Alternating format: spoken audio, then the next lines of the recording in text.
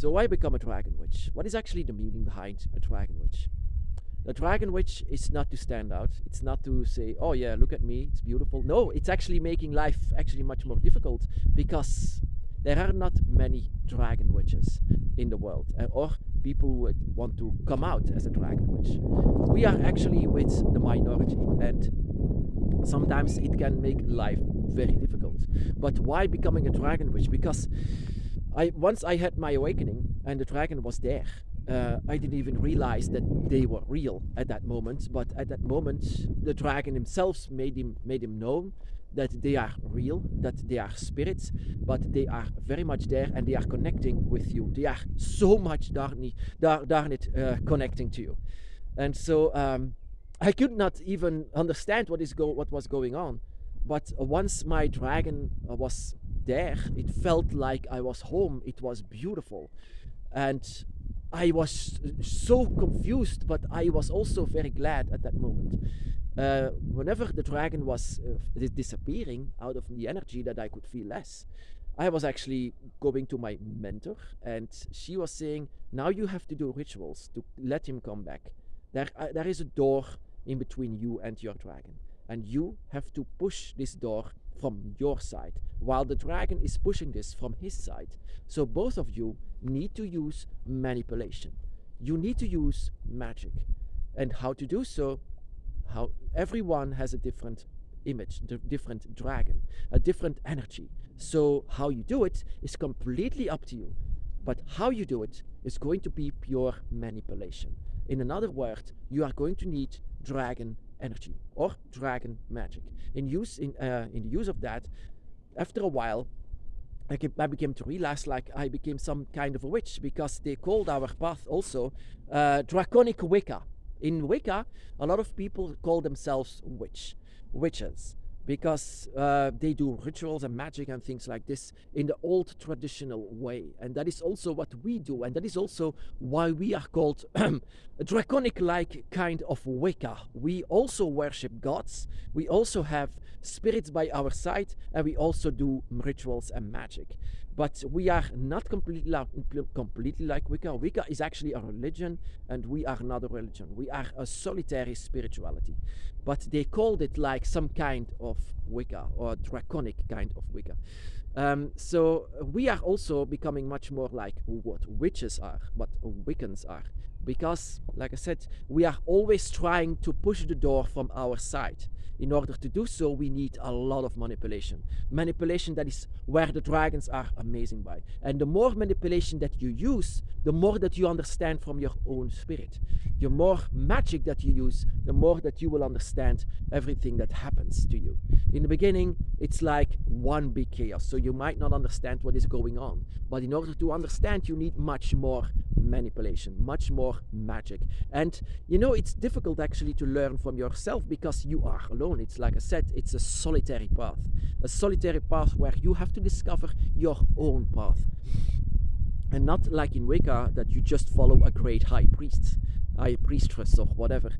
You are following your own self, and you might don't understand what to do, what you have to do, but you don't need to do anything. You are an unlikely witch. That is also what is being called unlikely, because you are not inside of a coven. You don't follow others. You just are the rebel underneath the witches, you can say. The rebel, and also a witch who doesn't only choose white, because that is very popular, isn't it? Witches, I'm a white witch. Well, actually, we are grey witches. We follow whatever we want, whatever we desire. We are witches of rebels. Rebel witches, but we are always surrounding it by dragon energy, and that is what other witches don't. They surround everything in one with nature, of course. But that is also what we are, one with nature, one with the four elements. Every dragon god represents a different element. That is also very similar to Wicca. Wicca in itself also worship the four elements, or five elements. Well, actually we do too. We also have rituals like underneath the pentagram, the heptagram, but always surrounded by dragons. Always a dragon-themed, dragon-oriented, dragon everything. We are always by the side of dragons, and like I said, we are becoming a dragon witch without even realizing it, without even knowing it. Sometimes we even do rituals without even knowing it. Sometimes we do magic without even knowing it. And I am actually becoming much more of a proud witch, and I tell the world, even though they say, what kind of a stupid thing is that? And that is immediately when I say, well, you believe in Jesus, a guy who is resurrected after 3 days from the dead. Well, actually, what is the most crazy? And then they say, yeah, but there are so many people. Like, yeah, I'm alone. So what is the difference? I'm alone. Actually, never really alone, because a dragon witch is always by the side of the dragon, and the dragon witch will always do everything in their power to let the dragon be more sensitive to them, to be by their side. And that is the entire way of a dragon witch. The dragon witch is not someone who needs initiation from someone higher. There is no one higher than you. You are a dragon witch, and you are the highest. You are equal to the dragon god and the dragon guardian. You are one with them. What you are hearing now, what you have here, is a human experience, a path where it's always being guided by dragons, always. And this entire Wicca thing, actually, I renamed it to the Dragon's Path, because that is what it is. It's a path. It's a path that you have to take. It's going to be a confused path, but it's going to be your path. And a unique path that is actually not really made. So sometimes people say, oh yeah, I have to try the Dragon's Path. Actually, you do or you do not. There is no try.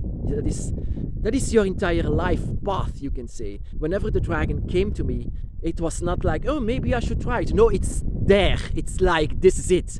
This is your path. Now yeah, of course, I didn't even realize it, but from that moment, I became a dragon witch.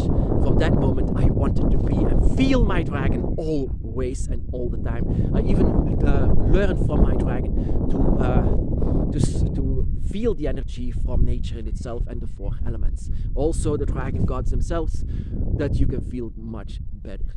Do we have to worship the dragon gods? Actually, no, not really. We do whatever we want. I love the dragon gods. It's not like we have to worship them like you have to. No, you don't need to do anything, and that is what I want to make you understand, my brothers and sisters.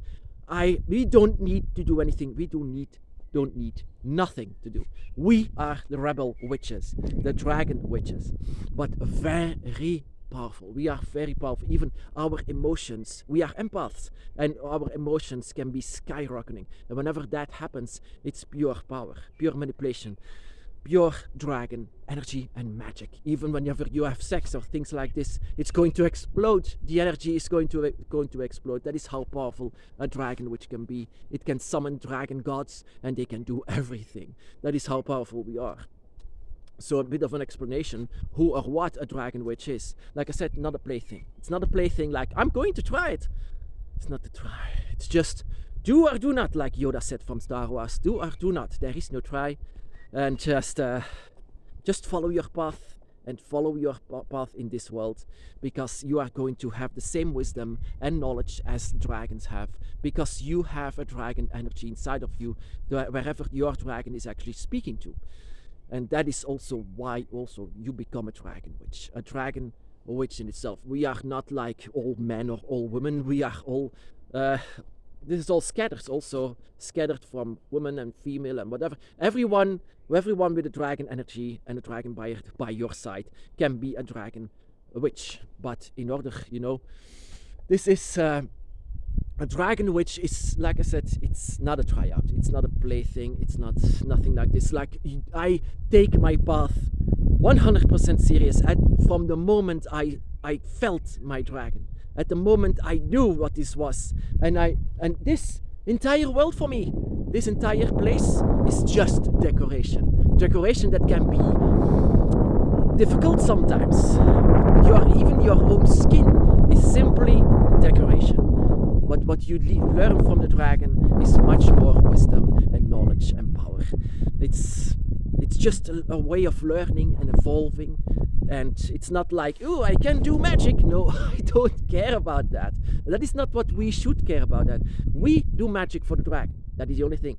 You know, whenever the dragon came to me, it's like someone that I didn't even know, that was gone for a long time, that finally had returned. That is how it feels. That is like your mom has been dead for so long and now your mom is there again. It's like, oh wow, it's beautiful.